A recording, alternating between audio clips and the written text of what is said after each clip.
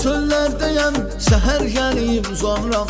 Nəysə işim olanda yatıb qalıb yubanıram. Mən gecələrin adamıyam, yatıram axşam uyanıram. Saat olur olsun neçə, gəzirəm özüm üçün gecə. Heç nə almıram bezə, gəzirəm özüm üçün gecə. Fırlanıram küçə-küçə, gəzirəm özüm üçün gecə. Heç nə almıram bezə, gəzirəm özüm üçün gecə. Fırlanıram küçə-küçə, gəzirəm özüm üçün gecə. Gəzirəm özüm üçün gecə, gəzirəm özüm üçün gecə.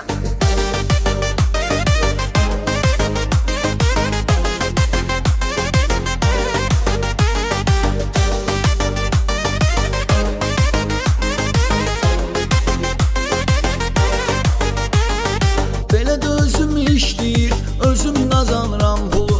Özümə bəs eləyən qədər olur ziblərim dolu. Yenə də qarışdırmışam viski ilə Red Bullu. Asta-asta içə-içə gəzirəm özüm üçün gecə. Heç nə almıram bezə, gəzirəm özüm üçün gecə. Fırlanıram küçə-küçə, gəzirəm özüm üçün gecə. Heç nə almıram bezə, gəzirəm özüm üçün gecə. Fırlanıram küçə-küçə, gəzirəm özüm üçün gecə. Gəzirəm özüm üçün gecə, gəzirəm özüm üçün gecə.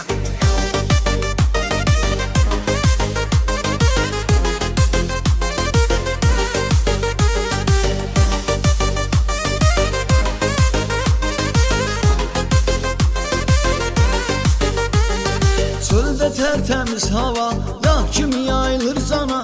Göylər ulduz dolu, ayın işığı da bir yana. Hər yer sakitçilik, ləzzət edir insana. Onun üçün də sadəcə gəzirəm özüm üçün gecə. Heç nə almıram bezə, gəzirəm özüm üçün gecə.